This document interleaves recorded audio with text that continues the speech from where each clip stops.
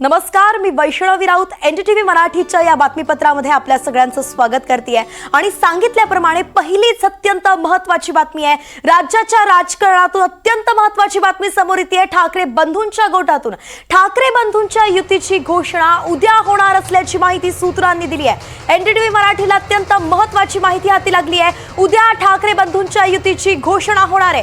भव्य पत्रकार परिषद घेतली जाणार आहे आणि घोषणा केली जाणार आहे अशी माहिती आहे। वरळी एनएससीआय डोम मध्ये पत्रकार परिषद घेण्याची तयारी सुरू असल्याची माहिती सूत्रांनी दिली आहे। तर मातोश्रीवरती आज प्रमुख नेत्यांची सुद्धा बैठक होणार आहे। अत्यंत महत्त्वाचा हा दिवस असणार आहे। वरळी एनएससीआय डोम मध्ये पत्रकार परिषद उद्या होणार आहे। देवेंद्र कोलटकर आपले प्रतिनिधी आपल्या सोबत जोडले गेलेत। देवेंद्र, वरळी डोम मध्येच दोन्ही ठाकरे बंधू जवळपास 20 वर्षांनी एकत्र दिसले होते आणि आता युती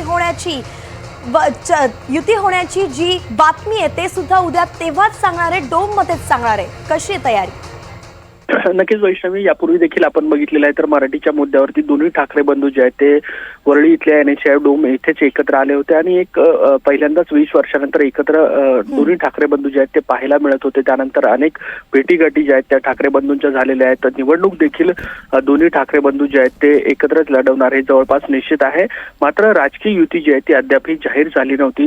दोन्ही बाजूच्या नेते मंडळींच्या जागा वाटपाच्या संदर्भात बैठका पार पडत होत्या। खास करून मुंबई महानगरपालिकेचं जागा वाटप जे आहे ते निश्चित झालेलं आहे। त्यामुळे आता उद्या आपण बघतोय की दोन्ही ठाकरे बंधू एकत्रित येत राजकीय युती जाहीर करतील अशा पद्धतीची माहिती आहे। आणि पुन्हा एकदा आपण बघतो की वरळी इथल्या एनएससीआय डोम इथेच ही पत्रकार परिषद होईल अशा पद्धतीची माहिती आहे। आणि त्या अनुषंगी आज महत्वाची बैठक देखील मातोश्री या उद्धव ठाकरेंच्या निवासस्थानी ठाकरेंच्या नेते मंडळीचे आयोजित केल्याची माहिती आहे।